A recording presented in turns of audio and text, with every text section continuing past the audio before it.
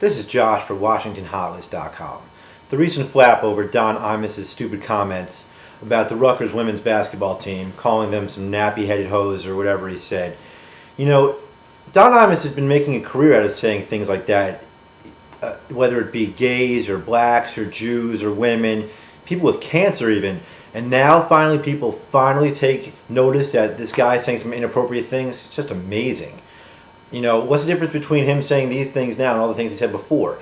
And what about all the people that go on his show, like Bob Schieffer and Joe Lieberman and Pat Buchanan and all these highbrow public advocacy, public decency advocacy types that go on there? What, they don't know how the guy made his career? They don't know what he says off the air? I mean, I'm even half shocked they even nailed him this time to begin with.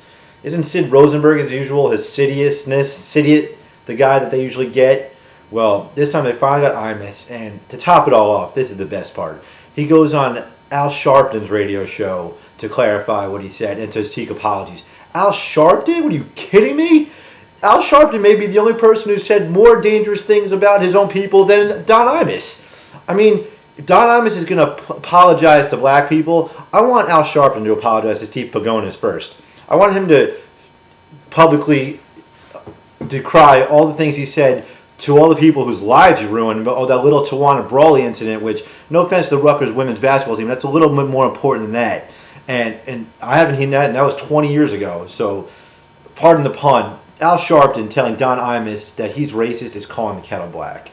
And I want to see all the people that go on the show to publicly repudiate Don Imus instead of just pretending his show is different than what it really is, that he doesn't have a career of just negatively destroying people's characters.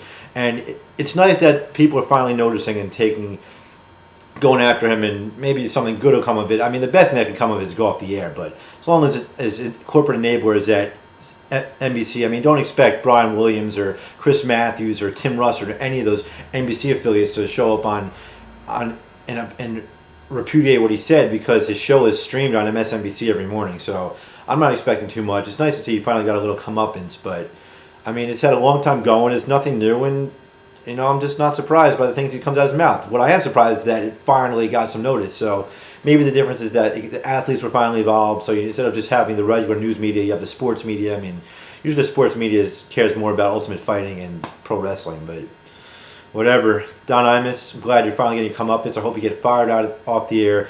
I know I acknowledge that you do some charity work, and that's all nice and good, but people that make careers that have destroying people's personal lives and characters should not advance, whether it's Al Sharpton or Don Imus. And if Al Sharpton really has a problem with Don Imus said, why doesn't he look at the lyrics of the most current album of Jay-Z? Check out the lyrics of the most current album of 50 Cent.